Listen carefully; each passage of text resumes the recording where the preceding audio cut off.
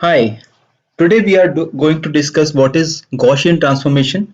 What is Gaussian transformation is basically we transform our skewed data or the data which is non-normally distributed to a normally distributed one. Okay, why do we need it? Because many of the machine learning models like linear and logistic regression assume that the features are normally distributed. For this purpose, we use multiple methods. Some of those are like logarithmic transformation, reciprocal transformation, square root transformation, Box-Cox, Yeo-Johnson, and exponential transformation.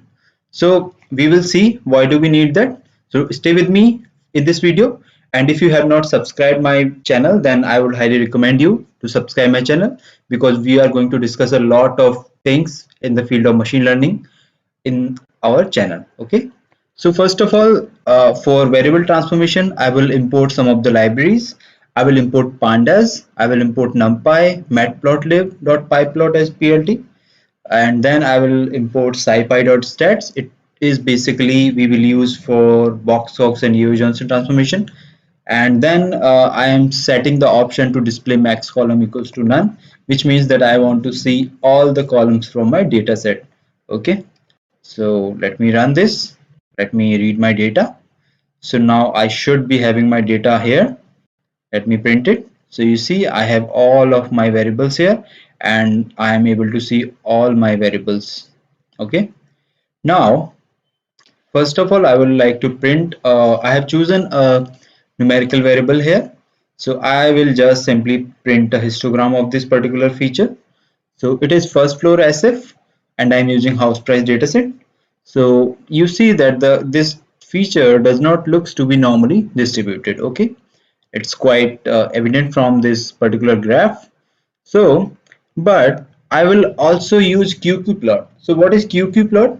QQ plot basically plots your residuals and it plots a regression line also. So basically it assumes that if all the residuals are normally distributed, then the points residual point should fall on that regression line. What does it mean? It is basically termed as homoscedasticity, means, and it is an assumption of linear regression and logistic regression that the residuals are normally distributed. So let me run this particular function and I will show you. And I have basically I'm creating two plots here. So I have said that plt dot figure, and I have created a figure with the figure size of 14,8. Then I have created one subplot. So remember, I am using plt dot subplot. I am saying I want first one row, two columns, and this is my first plot. And in this, I am saying that df variable dot histogram.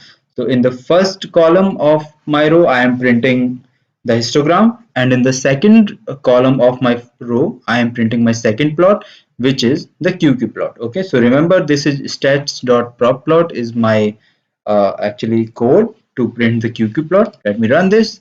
Now I will simply pass the data and the variable as written in my function. So if I plot it, then I told you that you see that histogram clearly depicts that the feature is non-normally distributed.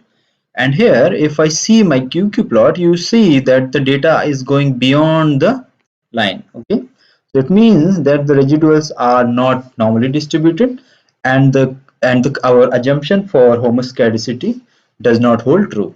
Okay, so how we should proceed? Basically, we cannot proceed. Let us say if we are building a regression model with this feature, we cannot proceed because the assumption is not followed. So in order to make this variable more normally distributed, what I will do, I will first go with log transformation. So you must know that the log transformation should only be applied when the values are greater than 0. So in case if your feature is containing values which are less than or equals to 0, you should not go for log transformation. Either you should treat your values somehow or you should go for other kind of transformation we will discuss. Okay. So I am creating a new variable and I am basically using first floor SF and I am just appending it with the underscore log just to identify, and I am using numpy to take the log of this variable. Okay. Now I will again plot these two plots. So you see that now if you see the data, then you can probably get an idea that now it looks to be more normally distributed. If you look at the QQ plot, then you see now the most of the data points are are on the line, and only few are going here and there, but that seems to be acceptable. If you see this line which was without any transformation, and if you see this one which we have used log transformation, you see it seems pretty good. Okay, so, and the other transformation we have is reciprocal or inverse. It is nothing but just dividing the variable or just one upon the variable. So we have said that data and then I have provided my variable name underscore in. I have just renamed it as this, and I have said this one divided by data or feature. Okay. Now, if I see, then you see that now it does not look that good. If you see, then after the log transformation, this looks pretty good. This does not look that good. Okay, so certainly this transformation does not hold very good for our feature. Okay, second, there was square root transformation. We all know square root, it is the simple mathematical square root. We know that square root of 4 is 2, and this is the same thing. Okay, so basically I'm storing my data in first floor sf underscore square root, and I'm saying, okay, take my feature and give me a square root of this. So you see that I'm taking it to the power of 1 by 2, which is basically a square root. Let me print this and we will see. So you see it does well, but still not as well as we have achieved from the logarithmic transformation. So, it will depend from feature to feature. Some might be performing well with the logarithmic, some may be holding good with the square root, and so on and so forth. Okay. So next is our exponential transformation. It is called exponential. It is basically a form of square root, but we can take any power, whatever you want. So you can play with the powers and roots, and then you can come up whatever it looks good for you. Okay. So basically here I am taking a cube root. You can take any value. Okay. Here you can take any value, whatever you feel is good. So let me run this, and you see that it holds good. It's still just like our logarithmic, better than the square root. You see this is square root, and this is my cube root, power 1 by 3. You see it looks good, and probably you may go with this or you may go with logarithmic, whatever you feel comfortable. You can build the model, a base model, and then after some transformation, and you may see that what performs good, what is giving you a better p-value, and which is statistically more significant, so you can check for that. Okay, second is our Box-Cox transformation, little bit mathematical, need some knowledge or information. So here basically one thing is important, which is lambda. So it basically takes your variable and multiplies it with the exponent of lambda minus 1 divided by lambda if the lambda is not equals to 0.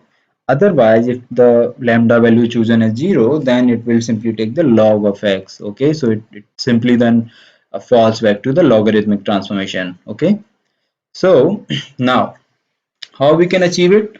Basically, to achieve it, I will use stats, and you see that in the, if you go here, then you see that I have imported my scipy.stats, and that is basically I have used for my Box-Cox transformation. So if you see here, then I am just saying stats.boxcox, and I'm passing my variable. I'm storing the output in the first floor sf underscore boxcox. It will return basically two value, and this is stats.boxcox basically will automatically choose the best lambda value for you. Okay, so you can also see what is the best lambda value which is chosen for you by stats.boxcox. Let me print it. So you see that this is the best lambda value chosen automatically for you. Very handy, very good. Okay, now I will plot the data and I'll see how does it look. It looks pretty good. You see that almost all the data is on my line, and one, this may be some outlier, I believe. So but but otherwise, if you see, then it looks that the Box-Cox transformation has pretty impressively worked on our data and has transformed it very good. Okay, so the last one is Yeo-Johnson. You need not to do anything. Basically, it is a very complex mathematical formula. So writing it here was not possible. So I would highly recommend you to go and Google it, and you can get the mathematical impression of that. Then basically here, what I'm doing, that I'm simply creating a variable first floor sf underscore yj, which I'm saying as Yeo-Johnson, And this again will return two things. One is the variable after transformation, the other is the lambda value. Okay. And what you need to do, you will simply use the stats.Yeo-Johnson. It is the same stats library from SciPy. Okay, do remember it. And then you need to pass your original feature. Okay, so I'm saying my first row recif. And if you want, I have printed the lambda value here. So the lambda value is this.